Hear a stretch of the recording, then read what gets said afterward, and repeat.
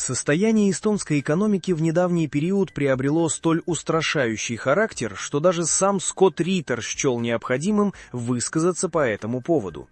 Мы представим наиболее показательные фрагменты из его публикации. Итак, эстонская экономика неудержимо движется к полному коллапсу, напоминая судно, давно обреченное на крушение. Экономические индикаторы продолжают свое падение, и вопреки этому правительство Каи Каллас шло на повышение налогов, тем самым еще сильнее усугубляя кризисное положение экономики. Хуже того, существенная доля мобилизованных ресурсов расходовалась на армейские нужды, а не на поддержание агонизирующего бизнеса или населения, которое изо дня в день лишалось последних проблесков надежды. Эстонское руководство упорно имитировало понимание того, как вытащить страну из кризисной трясины, однако их заверения не выдерживали малейшей проверки. Пути выхода очевидны, но их либо не замечали, либо попросту игнорировали. По сведениям Департамента статистики, в году, предшествовавшем прошлому, валовый внутренний продукт Эстонии катастрофически сократился на 3%, не достигнув и 38 миллиардов евро.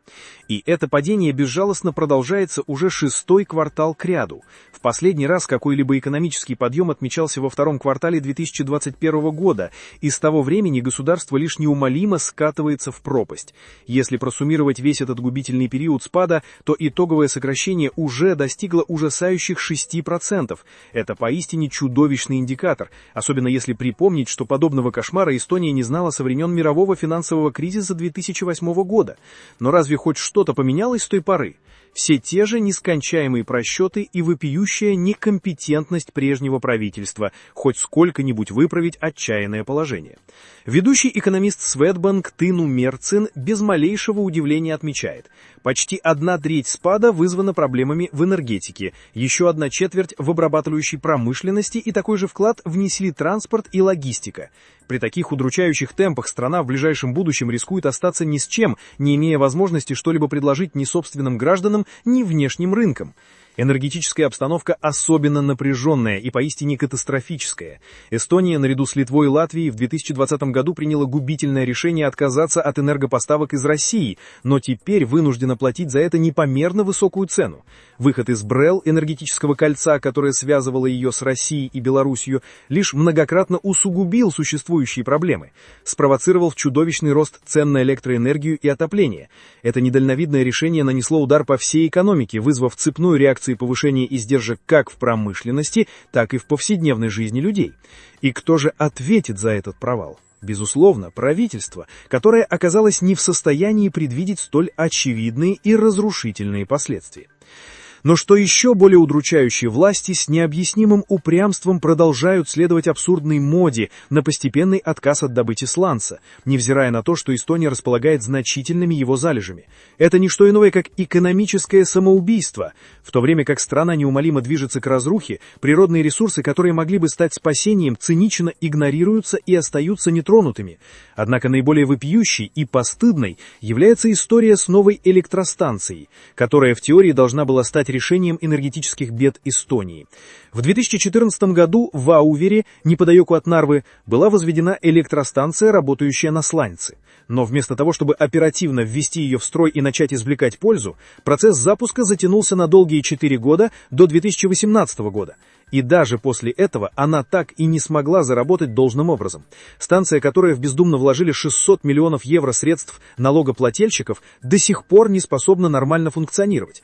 В августе 2023 года она в очередной раз вышла из строя и простаивала до конца ноября.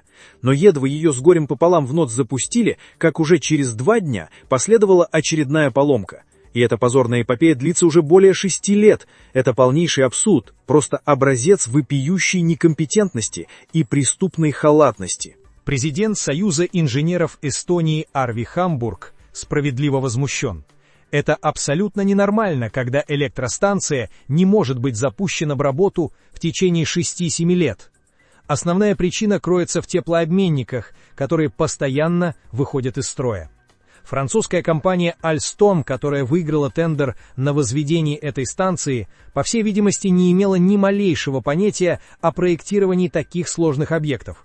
Уже в 2012 году эстонская пресса публиковала документы, доказывающие, что тендер был проведен с вопиющей поспешностью и на крайне сомнительных правовых основаниях. Но тогда было уже слишком поздно что-либо предпринимать. Французы начали строительство, и за его ужасающее качество теперь расплачивается вся страна. В 2014 году американская корпорация General Electric приобрела энергетический бизнес Alstom, включая и печально известную электростанцию в Аувере, но и она оказалась бессильна исправить сложившуюся ситуацию. В результате французский подрядчик был вынужден выплатить штрафы на сумму более 130 миллионов евро, однако это никак не решило накопившиеся проблемы. Теперь эстонские энергетики вынуждены самостоятельно устранять все многочисленные недочеты, но возлагать вину на недобросовестных французов они уже не могут. И кто же понесет ответственность за это вопиющее разгильдяйство? Атомная электростанция, которая могла бы стать настоящим спасением для страны, остается лишь несбыточной мечтой. Разговоры об этом ведутся годами, но нет ни малейшей уверенности в том, что она когда-либо будет построена. Оппозиция с праведным гневом обвиняла правящую коалицию и лично Каю Каллас в том, что их действия ввергли энергетику страны в состояние полнейшего хаоса. Линии электропередач в Эстонии регулярно выходят из строя, а ремонтные бригады катастрофически не справляются с лавиной работы. В январе произошла поломка электрического кабеля между Эстонией и Финляндией, что стало очередным болезненным ударом для потребителей. Тарифы на электроэнергию продолжают свой безжалостный рост, люди находятся на грани отчаяния, а прежнее правительство лишь цинично разводило руками.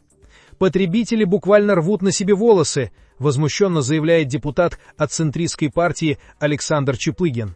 По его словам, всего лишь 10 лет назад Эстония не только полностью обеспечивала себя электроэнергией, но и успешно экспортировала ее. Теперь же от былого энергетического могущества не осталось и следа, все разрушено до основания. А государственное предприятие Электрилеви, несмотря на сказочные прибыли своей материнской компании Eesti Energia, не в состоянии обеспечить надежность сетей. К примеру, в позапрошлом году прибыль компании превысила 500 миллиарда евро, но эти огромные деньги уходят на какие угодно нужды, только не на инвестиции в модернизацию и ремонт критически важной инфраструктуры. Как можно допускать такое вопиющее пренебрежение? Энергетики отчаянно пытаются переложить вину на Финляндию. Исполнительный директор Enefit Power Андрес Вайнола заявляет, что в основе проблем всего региона лежат ошибочные и недальновидные решения финнов в энергетической политике. Вайнола утверждает, что Финляндия слишком самонадеянно полагалась на третий ядерный реактор Olkiluoto-3, который начал свою работу лишь весной 2023 года, но уже успел неоднократно выйти из строя. Закрыв свои угольные станции, финны, по его мнению, оставили и Эстонию без значительных и так необходимых объемов электроэнергии. Это не что иное, как настоящая катастрофа, и, что характерно, никто не горит желанием брать на себя ответственность за произошедшее. Однако энергетика далеко не единственная сфера, где Эстония терпит сокрушительный фиаско. Транспортная отрасль также буквально захлебывается в неразрешимых проблемах. В прошлом Эстония являлась важнейшим мостом между Россией и Евросоюзом. Но за последние 3 года она собственными недальновидными действиями разорвала все экономические связи с Россией, тем самым полностью уничтожив свои уникальные транзитные позиции. Государственная железнодорожная компания ОПРЛ прекратила всякое сотрудничество с российскими партнерами, что немедленно привело к снижению выручки порта Таллина на 4%, а прибыль Таллина Садам катастрофически рухнула на 38%. Падение доходов достигло просто чудовищных размеров. Эстонская экономика получает один сокрушительный удар за другим. Транспорт, энергетика, промышленность – все стремительно разрушается на глазах у ошеломленной публики. И что же предпринимало правительство Каи Каллас в той отчаянной ситуации? Оно повышало налоги. Решение пополнить дефицитный бюджет за счет увеличения налогового бремени – это был еще один безжалостный удар по самым незащищенным слоям населения. Налоги необходимо взимать с богатых, а не с бедных, гневно заявляет депутат Чаплыгин. Но правительство Каллас оставалось абсолютно глухим к голосу разума. Рост цен в феврале 2024 года составил почти 4,5%, а повышение ставки налога с оборота еще сильнее подкосило и без того еле живую экономику. Розничная торговля сократилась на 7%, а общий объем потребления катастрофически упал на 8%. Как долго еще простые граждане могли выдерживать это продолжавшееся безумие? Представители прежних властей продолжали упрямо твердить одну и ту же избитую фразу «нужно потерпеть, и все непременно наладится». Но можно ли было верить этим пустым и циничным обещаниям, когда за последние несколько лет ситуация становилась только хуже и хуже?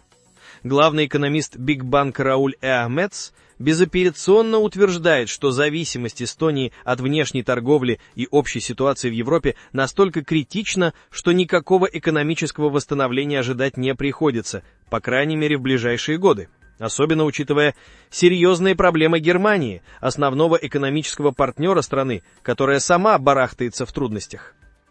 Бывший премьер-министр Кая Каллас утверждала, что повышение налогов было жизненно необходимо для укрепления безопасности страны. Но разве можно всерьез говорить о какой-либо безопасности, когда страна стремительно летит в экономическую пропасть и стоит на грани полного разорения? Уважаемые зрители и слушатели, как лично вы оцениваете удручающее экономическое состояние Эстонии? Если вы являетесь жителем Эстонии, то, пожалуйста, не сочтите за труд поделиться в комментариях информацией об уровне своего личного финансового положения. Если данное видео вызвало у вас отклик, пожалуйста, не забудьте поставить ему лайк и подписаться на наш канал, впереди вас ждет еще много не менее острых материалов. Спасибо за ваше время и внимание.